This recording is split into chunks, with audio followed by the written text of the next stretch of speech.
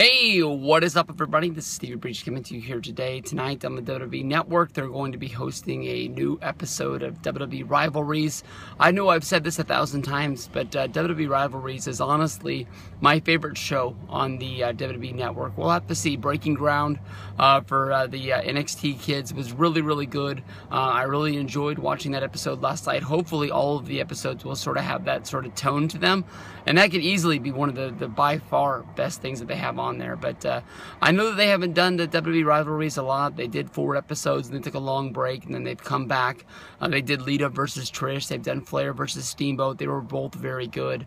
But out of all of the WWE Rivalries that they've done, tonight's episode, which is going to be The Rock versus John Cena, is probably the one that is closest to me because of all the money that I have just basically thrown at this rivalry. I mean, everything that goes back into this with sort of the Rock leaving WWE, John Cena becoming the face of the WWE. From there, basically, John Cena, taking shots at the Rock that were very easy to take. I mean, the Rock packed up his bag, he left, he went to Hollywood. He didn't come back to make sporadic appearances. He didn't come back to sort of put over his movies or sort of try to make his name in the place that he made it. He said that when he came back to wrestling, he wanted it to be big and he wanted it to be special. As a wrestling fan like me, a guy that supported him on his way up, and then he made that sporadic hosting appearance of Saturday Night Live, which then got him the Scorpion King, which then turned into the Rundown, and then bigger and better movies, and now him being one of the biggest movie stars there are in the world. Cena was just sitting back, like, you keep saying in interviews that you love wrestling and this and that, but I don't see you on Raw, I don't see you on SmackDown.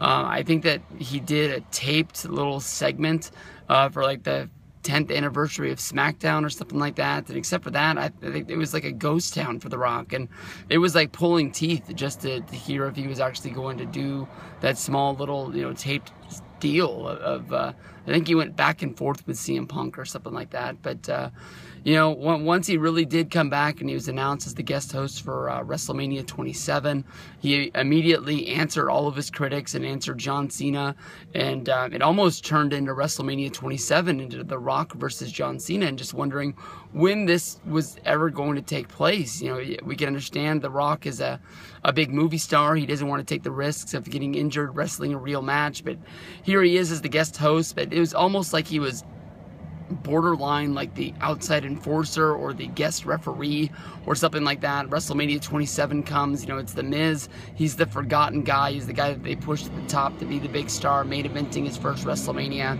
And I think a lot of what happened at WrestleMania 27 is a part of where The Miz is now. But The Rock comes out. He delivers the huge rock bottom on John Cena. Miz gets the win. Walks out with the championship. He would lose it a month later in a match that involved John Morrison. John Cena got the win, and it was inside of a steel cage, and not that many people even really remember it. But the next night on Monday Night Raw, of course, John Cena would come out and he would issue the challenge 1 year ahead of time.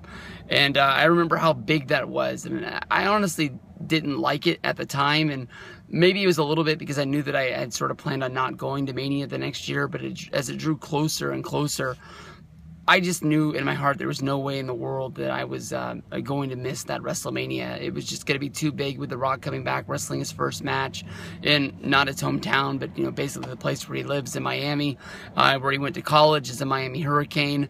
It was going to be way too big and way too huge. But we got to go to there. We sat 8th row. We were oh so close, and it was awesome. I mean, this is going to be an awesome, awesome episode tonight, and hopefully they don't talk about Survivor Series, but I'm really, really looking forward to this one.